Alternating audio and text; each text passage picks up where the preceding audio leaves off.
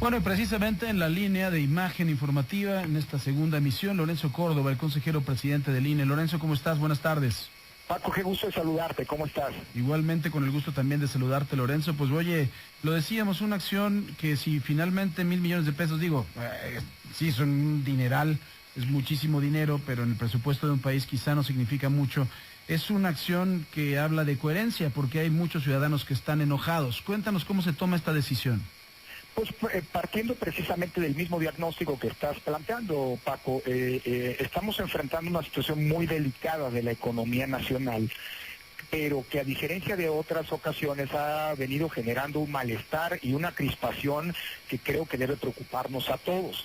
El enojo es un enojo justificado y justificable en muchos sentidos, alimentado además, entre otras cosas, por una gradual y paulatino proceso de alejamiento y de descontento para con pues el Estado, la clase política, para llamarlo de alguna manera, de parte de grandes franjas de la sociedad. Esto es algo que está pasando en el mundo, pero que en el caso mexicano pues se agrava por los problemas estructurales que enfrentamos. Claro. Nosotros además, Paco, pues somos una institución, creo que todos los órganos del Estado, pero particularmente el INE, es decir, la autoridad electoral, es un órgano que vive de la confianza. La legitimidad en la actuación del INE depende, por supuesto, de su apego a la ley, pero en buena medida de la confianza que logra generar en los ciudadanos. Déjame ponerte este ejemplo. Están en curso ya 4 procesos electorales en las entidades del país, Estado de México, Nayarit, Coahuila y Veracruz. Bueno, a partir del próximo mes, nuestros funcionarios van a estar visitando en sus domicilios a los ciudadanos que hayan sido insaculados para ser funcionarios de casillas, invitándolos a cumplir ese rol y eventualmente capacitándolos.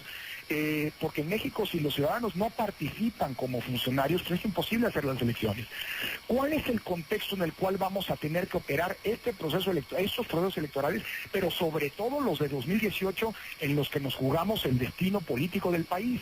Evidentemente el INE, lo pongo como un ejemplo de cómo el INE depende incluso para su operación más básica, es decir, la realización de las elecciones, de la confianza y del acompañamiento de la ciudadanía.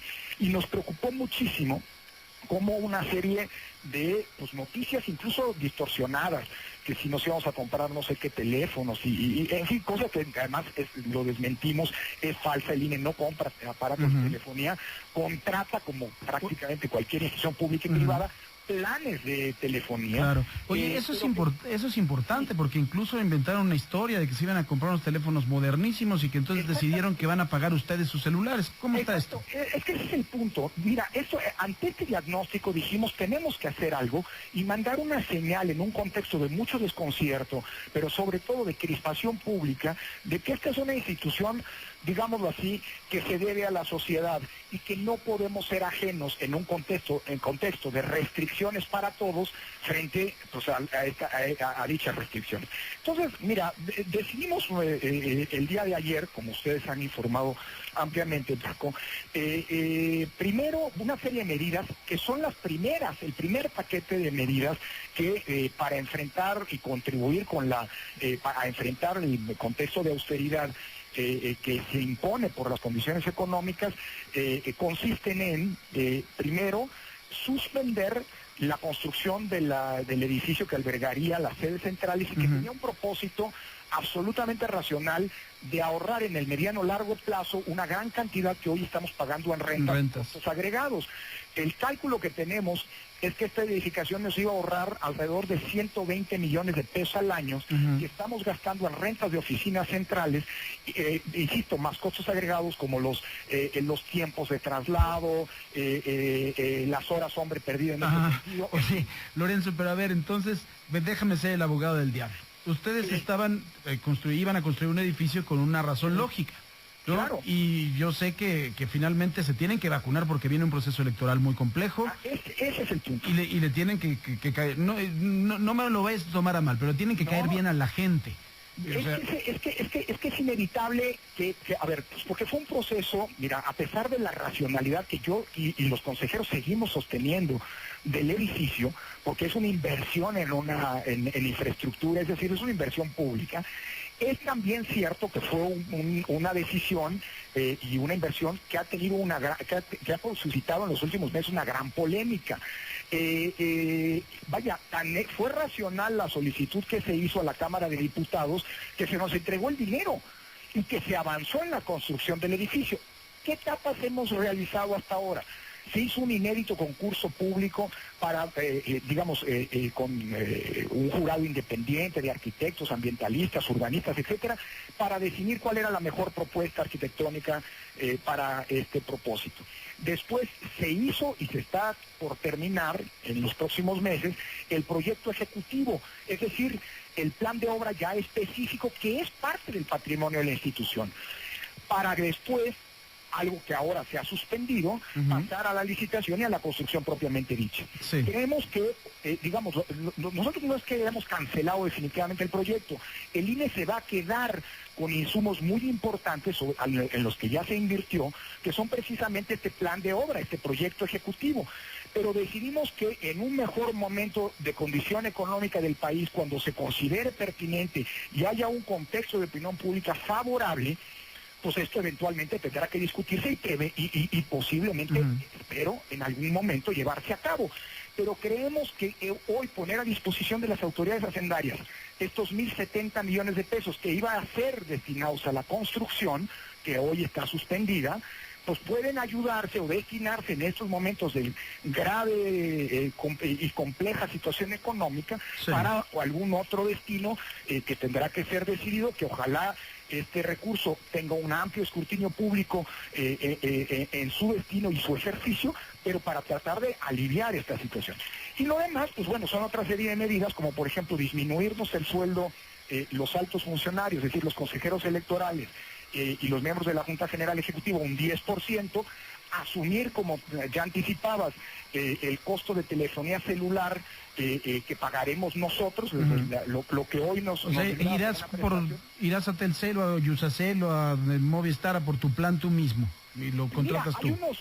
Hay unos planes institucionales que generan eso que aclaramos.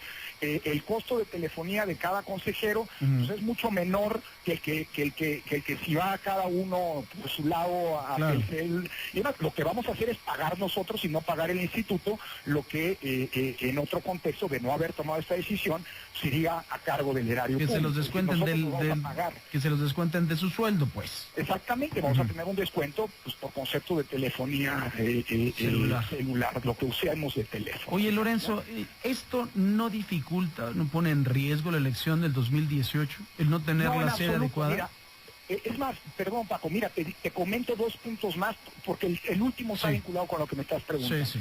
Decidimos además, Paco, en algo que es inédito, no lo hace, lo digo con todas las letras, ningún órgano del Estado mexicano, y hasta donde yo entiendo del mundo, pero bueno, tomamos la decisión de transparentar todavía más nuestros recursos, el ejercicio de nuestros recursos, porque asumimos que las medidas de austeridad son una cara de la moneda, la otra es la rendición de cuentas. Indispensable en este contexto. Entonces, lo que antes se hacía anualmente, es decir, al término de cada ejercicio nosotros hacemos público, digamos, el estado del ejercicio, cómo se habían utilizado, en qué cosa los recursos, decidimos que ahora lo vamos a hacer trimestralmente. Es decir, en 3 meses se va a poder, la sociedad, ustedes, los medios, van a poder escrutar cómo estamos gastando el dinero y en qué lo estamos gastando, por un lado. Y luego, finalmente, instruimos a la Junta General Ejecutiva a analizar en el próximo mes y a presentar al Consejo General en febrero un eventual nuevo paquete de medidas de austeridad. Lo que vamos a hacer es revisar los proyectos, ver cuáles son susceptibles de cancelarse sin poner en riesgo, y aquí la respuesta a tu pregunta, la operación de las elecciones de este año y de las elecciones de 2018, que es un proceso que va a comenzar en septiembre próximo, ¿no? Eventualmente cuáles pueden diferirse y sobre todo cómo podemos hacer para que los proyectos que son vitales le cuesten menos al propio instituto y eventualmente maximicen la generación de economías. ¿Qué es lo que estamos pretendiendo? que a finales o a mediados de febrero, en fin, durante el mes de febrero, podamos anunciar eventualmente que el instituto todavía hace un esfuerzo adicional para poner a disposición de las autoridades hacendarias recursos adicionales a los que la decisión de ayer ya ha generado, ¿no? Todo ello para tratar, pues, de solidarizarnos con la situación que es crítica, y creemos que en la medida en la que puedan destinarse recursos a proyectos con alto impacto social, pues estaremos contribuyendo pues de alguna manera con lo que podemos a paliar esta situación, ¿no? Pues Lorenzo Córdoba, gracias por esta aclaración, gracias por esta explicación. Yo creo que muchos ciudadanos nos gusta que aunque sea una cantidad que dentro de la macroeconomía del país pueda ser pequeña, yo creo que es un ejemplo de coherencia que pues mira, nos gusta. Pretendimos eso, Paco, pues mandar un mensaje de sensibilidad social, ¿no? Uh-huh. Por un lado. En segundo lugar, pues reafirmar nuestro compromiso con la racionalidad presupuestaria. Y en tercer lugar, pues mira, en el mejor de los sentidos, generar un efecto de demostración que pues, esperamos pueda cada quien en el ámbito de sus responsabilidades pues, seguirse produciendo, porque creo que es algo a lo que los funcionarios públicos y los entes del Estado estamos obligados en estos tiempos. Lorenzo Córdoba, consejero presidente del INE, te agradezco mucho que tomes la llamada de Imagen Informativa. Al contrario, Paco, te mando un abrazo afectuoso. Igualmente, gracias. Hacemos una pausa, volvemos con usted.